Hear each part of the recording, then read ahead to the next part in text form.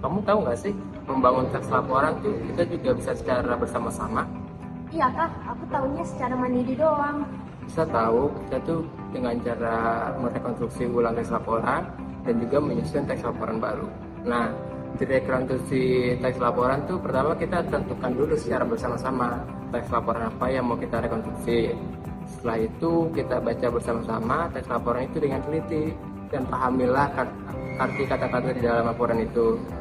Setelah itu kita ringkas. Nah, ringkas ini perlu dilakukan secara bersama-sama ya, karena cukup banyak dan juga setiap orang kan memiliki pemikiran masing-masing. Jadi kita perlu ya berkumpul lah, kita kerjasama. Lalu setelah ringkasannya terkumpul, baru kita rangkai. Nah, rangkaian ini belum menjadi akhir ya, karena masih ada beberapa tahapan lagi. Nah, sebelum menjadi kesatuan yang utuh, kita tuh perlu ringkasan akhir. Nah, ringkasan akhir ini kita benar-benar udah final, dimana menentukan semuanya. Seluruh anggota kelompok juga sudah sepakat kalau ini itu udah jadi teks laporan akhir kita. Lalu untuk menyusun teks laporan baru itu gimana sih? Nah, untuk menyusun teks laporan baru itu lebih simpel. Kita boleh mencontoh struktur teks yang udah ada, genre yang digunakan di dalamnya, dan juga formulasi bahasanya. Tetapi pokok persoalan yang diteliti itu harus sesuai dengan inisiatif kita sendiri, karena kalau mencontoh pokok persoalan juga itu namanya plagiarisme.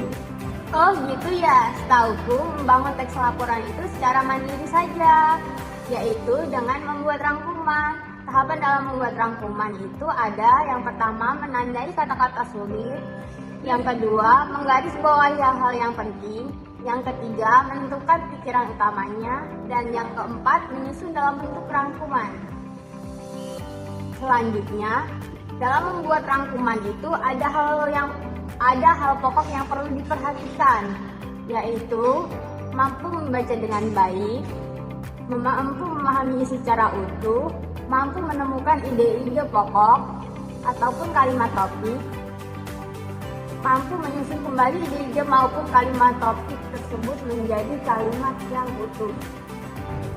Selanjutnya, membuat tugas dan proyek tentang teks laporan, yaitu ada tugas dan proyek.